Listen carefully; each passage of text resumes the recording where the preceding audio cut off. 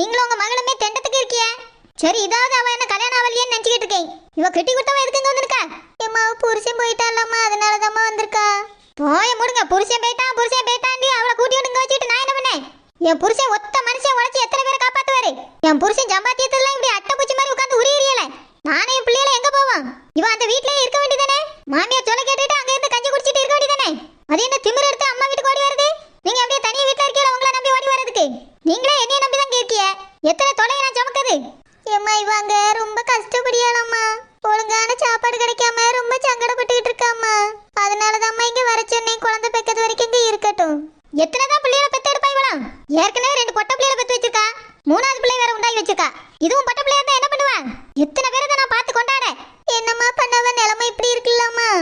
அங்க வேலைக்கு போறேன், என் பிள்ளைகளை கொஞ்சம் பாத்துக்கிட்டுங்கன்னு சொன்னா கூட மாமியார் பாத்துக்க மாட்டேங்கலாமா. இன்னொரு பிள்ளை எங்க விட்டு வந்தா? அண்ணி, இந்த மாசம் பரீட்சை முடிஞ்ச உடனே அவ வருவா அண்ணி. ஏன் அவ அங்கே இருந்து படிக்க வேண்டியதானே? அவ அங்க இருக்க மாட்டேன்னு என்கிட்ட சொல்லி அழுகையாதான் அழுதா அண்ணி. நான் தான் ஏமாத்தி விட்டுட்டு வந்திருக்கேன் அண்ணி.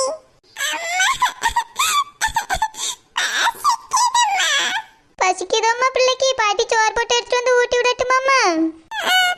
பசிக்குது பாட்டி. வரதுக்குள்ள பசிச்சிரும். சோறு எங்க இருக்கு? ஊட்ட இருக்கு.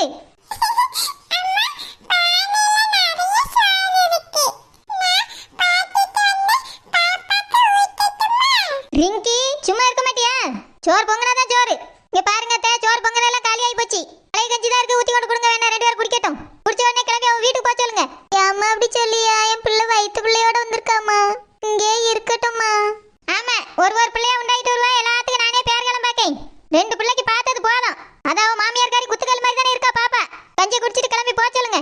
அண்ணி, என்னால அந்த வீட்டுக்கு போக முடியாது அண்ணி. என் பிள்ளைகள் படுற கஷ்டத்தையும் பாடையும் என்னால பார்க்க முடியல அண்ணி. நான் இங்கேயே ஒரு மூலையில ஓரமா இருந்துக்கிட்டே அண்ணி. சாப்பாடுக்கு இல்லாம என் பிள்ளைகள் தினம் கஷ்டப்படுது அண்ணி. உனக்கு என்ன குறைச்சல்? நீ நல்லா தானே இருக்கா. வேலை செஞ்சு உன் பிள்ளைகளை காப்பாத்தா. உன்னை இல்லன்னு என் வீட்டுல வந்திருக்கா. எம்மாவ மாசமா இருக்கல்லம்மா. 3 மாசம் தான் அது. அவளால தலை நீட்டி கூட இருக்க முடியலன்னு அழுத. அதனால தான் வர சொன்னேம்மா. இங்கே இருந்துட்டு போட்டோம்மா என் பிள்ளை. சே, எத்தனை பேருக்கு நான் சோறு பங்கி போட்டு தொலைக்கன்னு தெரியல. சமையல் தானம்மா நான் செஞ்சு போடியம்மா. நீங்க தானே பாத்துக்கிட்டு தானே இருக்கேன். பெருக்குங்கன்னு சொன்னா கூட பெருக்கே கிடையாது. கால் குடையுது, கை குடையுதுன்னு என்னால உருண்டுட்டு கிடக்க வேண்டியது வீட்டுக்குள்ள. உங்க அம்மாவ காலேஜுக்கு போறேன் நைட்டு தான் வீட்டுக்கே வரா. இந்த வீட்டுல எல்லாத்துக்கும் நான் தான் ஆக்கி கொட்ட வேண்டியிருக்கு. இதால என் பிள்ளைகளை என்னால கவனிக்க முடியல. என் பிள்ளைகளை ஆசையை கேட்டா கூட ஒரு பொருள் வாங்கி கொடுக்க முடியல. கட்டி கொடுத்தவ பூரா அங்க வந்துகிட்டு இருக்கா. ஏம்மா பூ மாதிரி அவன் பிள்ளைகள் தானம்மா வந்திருக்காவ, கொஞ்சம் பாத்துக்கியம்மா. மோய முடுங்க, இன்னொருத்திருக்கால அவளை வந்துருந்து பாக்குறீங்களோ? அவளுக்கு ஒரு பிள்ளை இல்லாம கஷ்டப்படியா. இவ பிள்ளைகளை பெத்து வச்சுட்டு கஷ்டப்படியா. முதல் 2 பெத்து வச்சிருக்கா, ஒன்னு வயிற்றுல வச்சிருக்கால, ஒன்னு அவட்ட கொடுக்க வேண்டியதானே? 3 இவளே வளர்ப்பாளோ? ஏம்மா மூத்தவ புருஷன் தான் பிள்ளை எல்லாம் எடுத்து வளர்க்க கூடாதுன்னு சொல்லியா நம்ம? முதல்ல என் முன்னாடி இருந்து அழுகுறதை நிறுத்துங்க. அழுது இந்த குடும்பத்தை கெடுத்துட்டிய. சீ, வேதனை சோதனையுமா தான் இருக்கு. இங்க பாரு பூ மாதிரி, இங்க இருக்கணும்னா உன் சோத்துக்கு நீ உழைக்கணும். சும்மா கொலுவுல உட்காந்து சாப்பிடலாம் நினைச்சுக்கிட்டு இருக்காங்க. உங்க அண்ணன் எனக்கு என் பிள்ளைகளுக்கு உழைச்சு போடுவாங்களா இல்ல உங்களுக்கு உழைச்சு போடுவாங்களா? ஏம்மா நான் என் மோனுக்கு போன் போட்டு கேட்டேம்மா. அவன் தான் வர சொல்லி சொன்னாமா. ஓஹோ, எனக்கு தெரியாம ரகசிய போன்லாம் போயிட்டு இருக்கோம். இந்த மாதிரி பண்ணுவீன்னு நான் எதிர்பார்க்கல.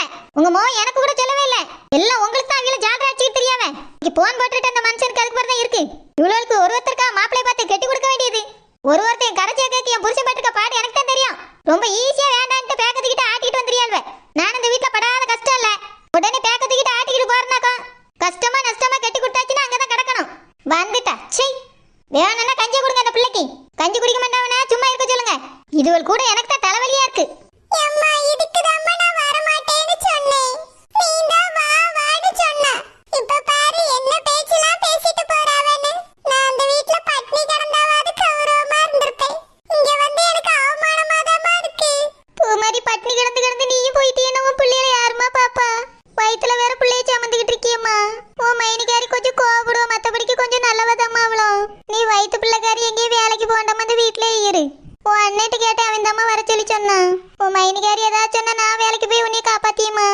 உன்னைய வேலைக்கு போக வச்சுட்டு நான் எப்படிமா பார்த்துட்டு சும்மா இருக்க முடியும்? நான் வேலைக்கு போறேன், நீ வீட்ல இரு.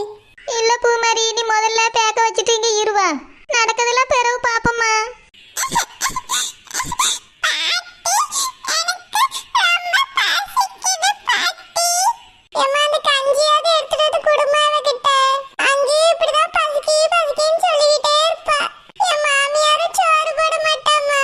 ஒரு வாய் சோத்துக்கு என் பிள்ளைகள் நிலைமை இப்படி ஆகணும். இருமா, நான் அந்த கஞ்சியாவது எடுத்துட்டு வரேன்.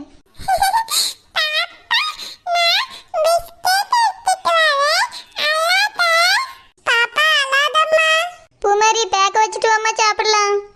சரிம்மா. இந்த கஞ்சி கூட அங்க